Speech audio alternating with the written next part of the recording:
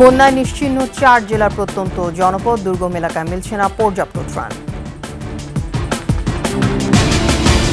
16 বছর ধরে আনসারে আওয়ামীকরণ, প্রতি বিপ্লব ষড়যন্ত্রের সাবেক মহাপরিচালকের নাম।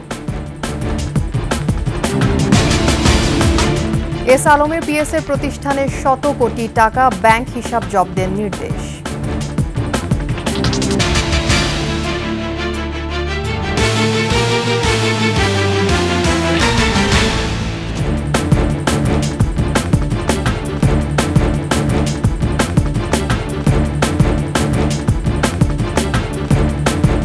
শুনছিলেন ফার্স্ট সিকিউরিটি ইসলামী ব্যাংক পিএলসি সংবাদ শিরোনাম। আমন্ত্রণ 21 সংবাদে, আপনাদের সাথে থাকছে আমি তাসনিমা ফিফা।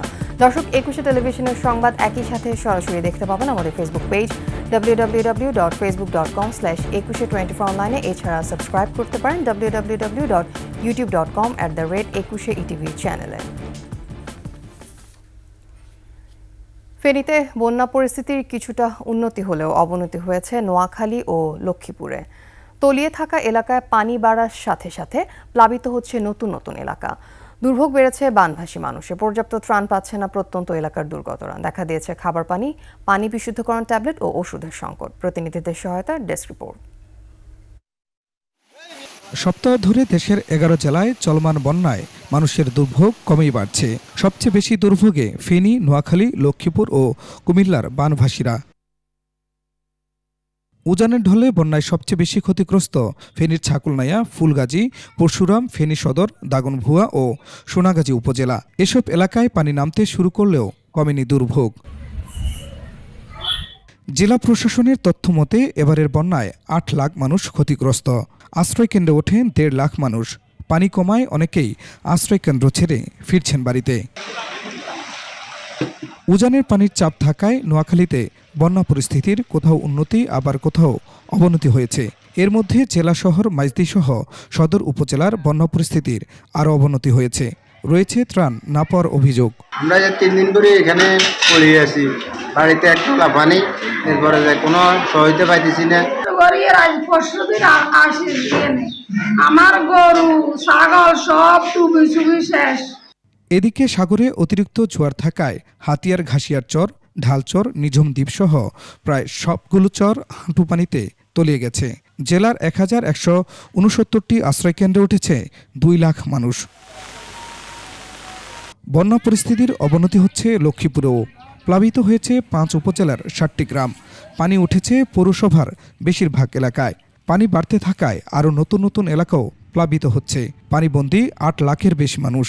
পর্যাপ্ত নৌকা না থাকায় ত্রাণ পাচ্ছে না দুর্গম এলাকার বানভাসীরা। আমরা গরু ছাগল লই বাড়ি আছি, আমরা খাওয়া দাওয়া বার করি আনতে পারি নাই, গরুর খাদ্য বার করি আনতে পারি না, আমাদের খাদ্য বার করতে পারি নাই।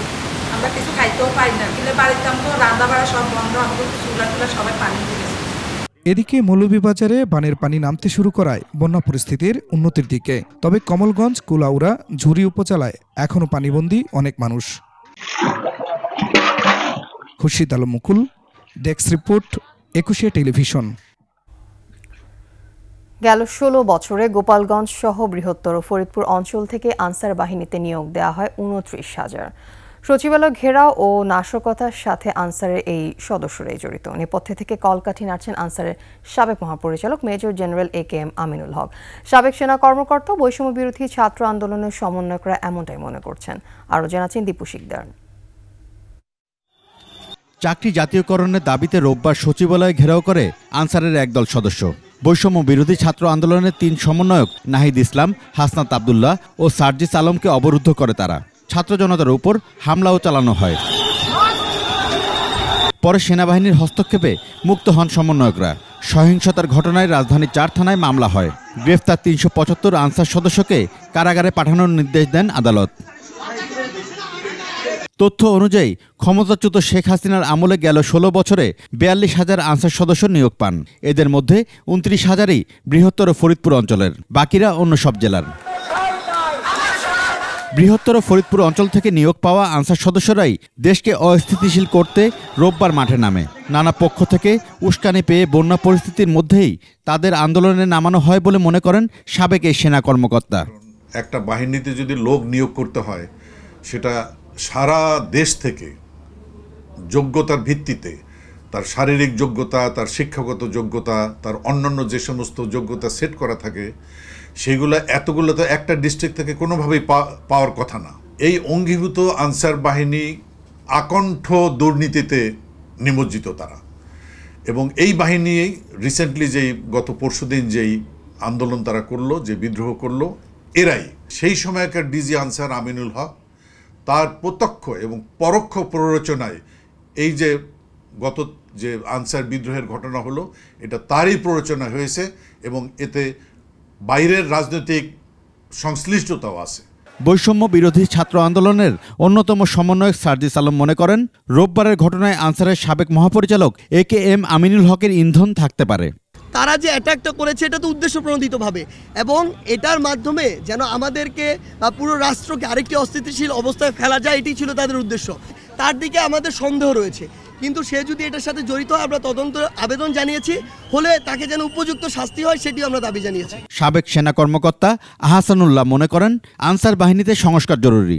শুধু এই আনসার বিদ্রোহ না, এই সরকারকে নস্যাৎ করার জন্য আরও বিভিন্ন গোষ্ঠী নানা তৎপরতা পিছনে চালিয়েছে এবং ওরা সামনে অব্যাহত রাখবে। তাদের বিদ্রোহের পিছনে কারা ইন্ধন জুগিয়েছে, কারা তাদেরকে নতুন নতুন পোশাক দিয়েছে, এগুলো সরকারকে বের করে তাদের বিরুদ্ধে কঠোর শাস্তিমূলক ব্যবস্থা গ্রহণ করতে হবে। আইনেরও সংস্কার করতে হবে, এই আনসারের আইনের, বিকজ এমন আইন করতে হবে যাতে তারা ভবিষ্যতে বিদ্রোহ করলে তাদের বিরুদ্ধে শক্ত শাস্তিমূলক ব্যবস্থা গ্রহণ করা যায়। শেখ হাসিনার আমলে কে কোন প্রক্রিয়ায় আনসারে নিয়োগ পেয়েছেন তাও খতিয়ে দেখার আহ্বান জানান তারা।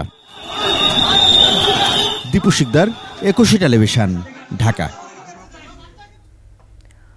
আলোচিত ও বিতর্কিত এস আলম গ্রুপের চেয়ারম্যান সাইফুল আলমের ব্যক্তিগত সচিব আকিজউদ্দিন সংশ্লিষ্ট 4 প্রতিষ্ঠানে ব্যাংক হিসাবে 99 কোটি টাকার হদিস পেয়েছে বাংলাদেশ ব্যাংকের আর্থিক গোয়েন্দা ইউনিট। এসব হিসাব অবরুদ্ধ করার নির্দেশ দেওয়া হয়েছে ব্যাংকগুলোকে। এর ফলে এসব হিসাব থেকে টাকা তোলার সুযোগ বন্ধ হয়ে গেছে। এস আলমের ব্যক্তিগত সচিবের পাশাপাশি আকিজউদ্দিন ছিলেন ইসলামী ব্যাংকের উপব্যবস্থাপনা পরিচালক।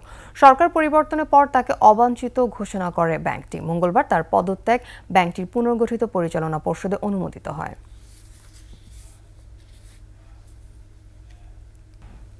শেষ করছি 21 সংবাদ। যাওয়ার আগে ফার্স্ট সিকিউরিটি ইসলামী ব্যাংক পিএলসির সংবাদ শিরোনামগুলো আরও একবার। বন্যা নিশ্চিহ্ন 4 জেলার প্রত্যন্ত জনপদ, দুর্গম এলাকায় মিলছে না পর্যাপ্ত ত্রাণ।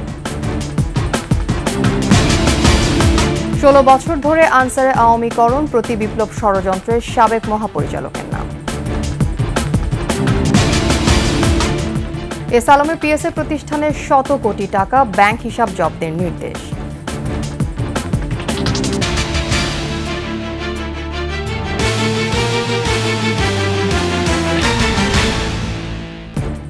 সর্বশেষ খবর জানতে ডায়াল করুন 2021 নম্বরে, আর ভিজিট করুন 21-tv.com এই ওয়েবসাইটে। এছাড়া ফেসবুকে লগ ইন করতে পারেন www.facebook.com/2124 অনলাইনে। এছাড়া সাবস্ক্রাইব করতে পারেন www.youtube.com/21etv চ্যানেলে। এতক্ষণ সাথে থাকার জন্য ধন্যবাদ। পরবর্তী সংবাদ বেলা 12টা 55 মিনিটে দেখার আমন্ত্রণ রইল। 21-এর সাথেই থাকুন।